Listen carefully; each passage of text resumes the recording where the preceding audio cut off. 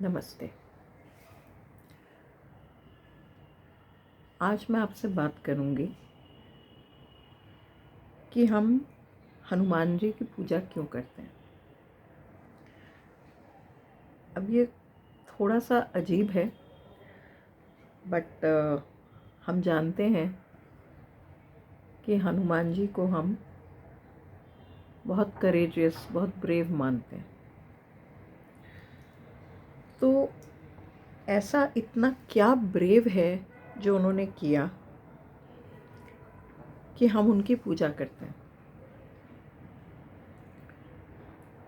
अगर आप देखेंगे तो ये कोई युद्ध कौशल या ऐसी चीज़ों से रिलेटेड नहीं है। ये एक्चुअली रिलेटेड है कि हनुमान जी को एक डर था कि राम जी से उनकी ज़िंदगी जुड़ी हुई थी, और ये जो डर है उनका, इस वजह से वो अयोध्या की रक्षा भी करते थे, जिसके वजह से वहाँ पे यम कभी आ नहीं सकता था। बट फिर भी जो विधि का विधान है उसके अनुसार राम जी को भी एक वक्त के बाद जाना ही था। तो एक ऐसी दुनिया जिसमें राम ही ना हो, तो उसमें रह के हनुमान जी क्या करते। तो उन्होंने सोचा कि वो भी साथ साथ चलेंगे, और वो चल भी पड़े।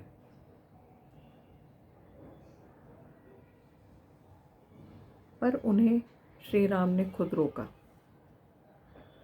उन्हें बताया कि वो दीर्घायु हैं और उन्हें रह के अपने कार्य पूरे करने।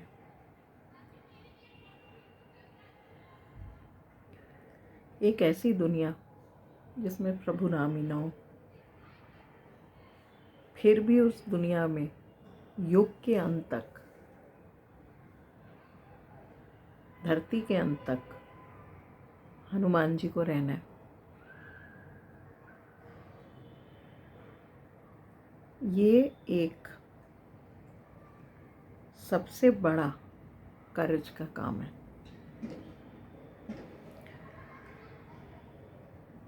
कर्ज है कि जो हम चीज़ें करना नहीं चाहते या हम जिन चीज़ों से डरते हैं, हम उनका भी सामना करते हैं।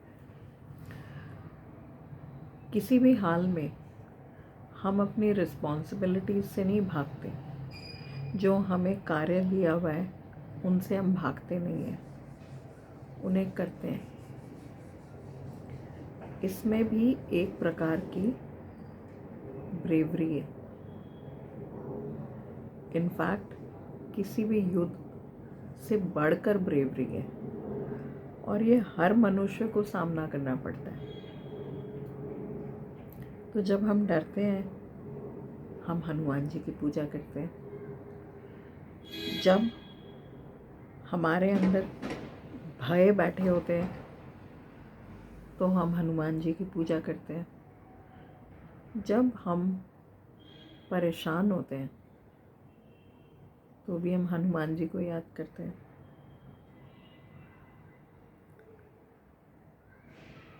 भूत पिशाच वगैरह से बचने के लिए तो लोग करते हैं, बट अपनी रिस्पॉन्सिबिलिटीज़ को पूरा करने के लिए भी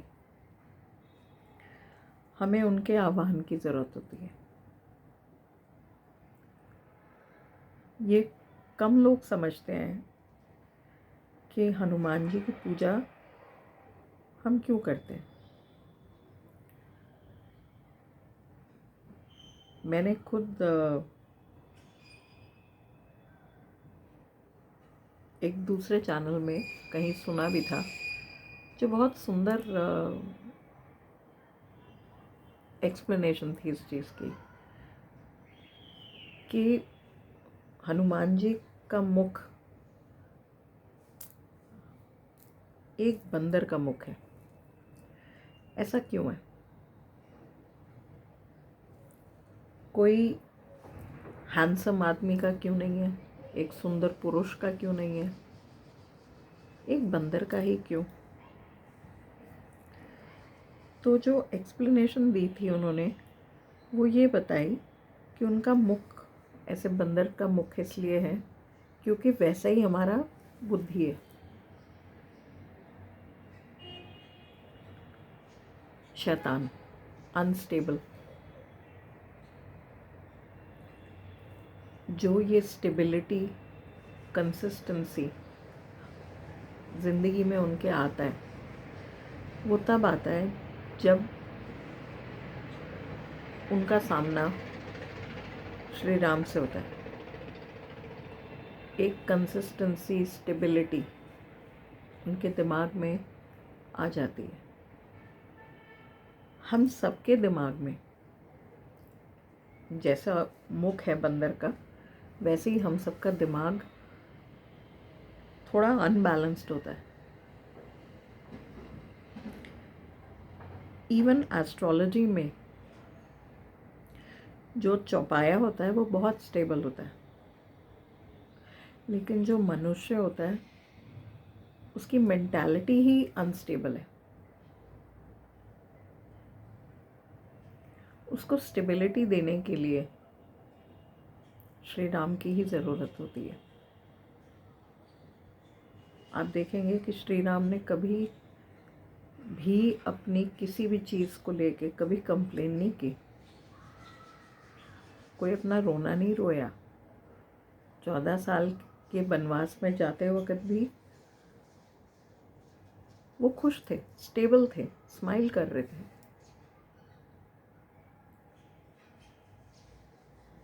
पूरी जनता रो रही थी, राजा दशरथ भी रो रहे थे, बट हनुमान जी से तो अभी उनका मुलाकात नहीं हुई थी, बट खुद राम नहीं रो रहे थे। ये एक स्टेबिलिटी उन्होंने आगे हनुमान जी को भी दी, कंसिस्टेंसी। तो हमारी ज़िंदगी के 2 स्तंभ हैं। पहला कंसिस्टेंसी, जिसके लिए हम राम की भी पूजा करते हैं और हनुमान जी की भी करते हैं। और दूसरा जो बहुत कॉमनली अंडरस्टूड है कि ब्रेवरी, करेज, उन सब के लिए भी हम हनुमान जी की पूजा करते हैं। तो मुझे ये एक्सप्लेनेशन बहुत अच्छा लगा, तो वो मैं आपको भी बता रही हूँ। लेकिन मुझे भी ये बताना था कि हम करेज को कैसे समझते हैं। करेज कोई वॉर में दिखाई हुई चीज़ नहीं है, सिर्फ वो एक डे टू डे लाइफ में जो हम कर रहे हैं वो भी करेज ही है। अपनी रिस्पॉन्सिबिलिटीज से भाग नहीं रहे हैं, वो भी एक करेज है। बहुत ज़रूरी है कि हम अपनी ज़िंदगी में ये करेज रखें। जब भी कभी मौका मिले, हनुमान जी की आप मंत्र तो पढ़ ही सकते हैं, ऑफ कोर्स उनकी पूजा कर सकते हैं और उनसे ये इंस्पिरेशन भी ले सकते हैं कि जैसे उन्होंने अपनी रिस्पॉन्सिबिलिटी का साथ नहीं छोड़ा एक बड़े लंबे युग के लिए, जब इस दुनिया में राम ही नहीं है तब भी हनुमान है। इसी तरह हमें भी अपनी रिस्पॉन्सिबिलिटीज़ को छोड़ छाड़ के कहीं भागना नहीं है, उनको पूरा करना है। यही हमारे ज़िंदगी का पर्पस भी है और यही हमें इंस्पिरेशन भी मिलती है। मैं उम्मीद करती हूँ आपको मेरी एक्सप्लेनेशन अच्छी लगे और आप कमेंट्स में भी मुझे बता सकते हैं। और प्लीज़ सब्सक्राइब भी करिए चैनल। और मैं अपनी तरफ से आपके लिए अच्छे वीडियोस लाती रहूँगी, जिसमें मैं कुछ स्पिरिचुअलिटी के बारे में भी बात करूँगी, कुछ टैरो के बारे में भी बात करूँगी। इनफैक्ट इसके बाद मैं कोई जल्दी ही आपके लिए टैरो का वीडियो भी लेके आऊँगी। नमस्ते।